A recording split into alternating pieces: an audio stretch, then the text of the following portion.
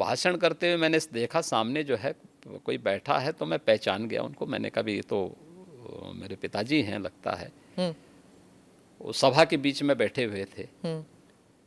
तो फिर मैंने सभा समाप्त होने के बाद अपने साथ के कुछ लोगों से कहा, मैंने कहा देखो यार वो आए हैं तो उनको बुलाओ, थोड़ा मुलाकात करते हैं। सीएम योगी के यौगिक जीवन और राजनीतिक जीवन से तो हर कोई वाकिफ है। कभी कभी उनके निजी जीवन के बारे में भी पढ़ने और सुनने को मिलता है कि उनकी माँ, पिता, बहन सभी कैसे हैं, किन हालातों में हैं। लेकिन क्या आप जानते हैं कि एक मुख्यमंत्री बनने के बाद माता पिता और बहन के साथ योगी आदित्यनाथ का संबंध कैसा रहा? पिता को भीड़ में देखने के बाद हुई मुलाकात का जिक्र करते हुए योगी आदित्यनाथ क्या कहते हैं, सुनिए। जब वो आपसे मिलने आते थे, आप उस वक्त चीफ मिनिस्टर थे, तो वो एक आम नागरिक की तरह आते थे, सीएम के पिता के रूप में नहीं आते थे? नहीं, यहाँ वो कभी नहीं आए। वो मुझसे मिलने के लिए, मेरी एक बार उनसे मुलाकात हुई थी नजीमाबाद में, और नजीमाबाद में मैं एक चीनी मिल के उद्घाटन में गया था। तो भाषण करते हुए मैंने देखा सामने जो है कोई बैठा है, तो मैं पहचान गया उनको। मैंने कहा भी ये तो मेरे पिताजी हैं लगता है। वो सभा के बीच में बैठे हुए थे। तो फिर मैंने सभा समाप्त होने के बाद अपने साथ के कुछ लोगों से कहा, मैंने कहा देखो यार वो आए हैं तो उनको बुलाओ, थोड़ा मुलाकात करते हैं। तो तब मेरी मुलाकात हुई थी। हाल ही में मां के साथ हुई मुलाकात और संवाद को लेकर सीएम योगी ने बात की। जब आप घर छोड़ के निकले थे, अभी हाल ही में हमने देखा एक फोटो आपने ट्वीट किया था और वो वायरल भी हो गया था, जब आप अपने माता से मिलने गए थे, तो उस वक्त आपको कैसा लगा जब आप गए थे? देखिए, मैं कई वर्षों के बाद गया था जी। मेरे पिताजी का जो है देहांत 2020 में हो गया था। मैं उससे पहले उनसे या उस अपने परिवार के लोगों से कई वर्षों से नहीं मिल पाया था। संयोग से कोरोना कालखंड प्रारंभ हो चुका था, लॉकडाउन प्रारंभ हो चुका था, तो उनके अंतिम संस्कार कार्यक्रम में मैं भाग नहीं ले पाया था। आपके पिताजी के? हाँ। तो मुझे जब गत वर्ष अवसर मिला था तो मैं अपनी माँ से मिलने के लिए ज़रूर गया था। तो स्वाभाविक रूप से एक माँ और पुत्र के बीच में जो संवाद होने चाहिए वही संवाद वहाँ पे हुआ।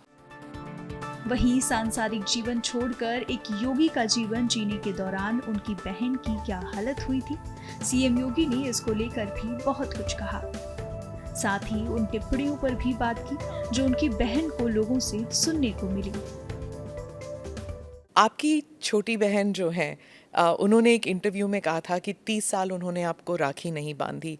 2022 में एक इंटरव्यू में उन्होंने कहा कि कई वर्ष पहले जब उन्हें पता लगा कि आप घर छोड़ के आप योगी बनने के लिए निकले हैं, तो उन्होंने कहा कि वो भिक्षा मांगने वाले संतों में आपको ढूंढ रही थी और मिले नहीं आप उन्हें। बहुत मुश्किल हुआ होगा ना उन्हें? देखिए, इस सब के जीवन में आता है, लेकिन मुझे लगता है कि इन चीज़ों को हमें जो है केवल अपने स्वयं के स्मरण के लिए रखना चाहिए, और स्वाभाविक रूप से सबके जीवन में आता है। कई वर्षों के बाद जो है इस चीज़ें चलती रहती हैं। मुझे लगता है यही जीवन है। मैं एक इंटरव्यू का एक्सर्प्ट पढ़ना चाहती हूँ सर, क्योंकि ये हिंदी अखबार में छपा था और हमारे कई दर्शक हैं जो इंडिया से बाहर रहते हैं, वो शायद उन्होंने पढ़ा नहीं होगा। ये पढ़ के मुझे बहुत कठिन लगा जब मैंने पढ़ा, तो कि कैसे महसूस कर रही होंगी वो। मैं पढ़ के सुनाती हूँ। उन्होंने कहा, योगी के मुख्यमंत्री बनने के बाद कई लोग कहते थे कि आपको शर्म नहीं आती, आप मुख्यमंत्री की बहन हैं और बहन होकर आप चाय की दुकान चलाती हैं, इन हालतों में रहती हैं। मैं उनको एक ही बात कहूँगी, मैं गरीब हूँ, ये मेरा नसीब है। शर्म तब आनी चाहिए जब आप कोई गंदा काम कर रहे हों, किसी के हक का छीन कर खा रहे हों। मैं तो मेहनत करके अपनी गुजर बसर करती हूँ। हाँ, ठीक बात है।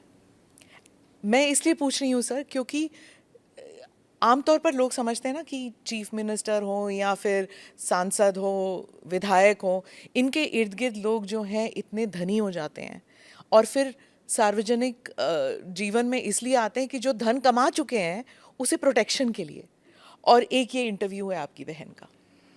देखिए, व्यक्ति को कभी भी धन और वैभव संतुष्टि नहीं दे सकती है, और मुझे लगता है कि सबसे बड़ा योगी वह है जो स्वयं की मेहनत से संतुष्ट है, स्वयं के परिश्रम से संतुष्ट है। दूसरों की मेहनत से कुछ प्राप्त करना और फिर उसको छीन लेना, ये तो डकैती है।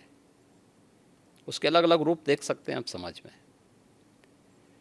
और मुझे लगता है सबसे निंदनीय कर्म यही है। और यही अंतर है एक योगी और एक सांसारिक मनुष्य में।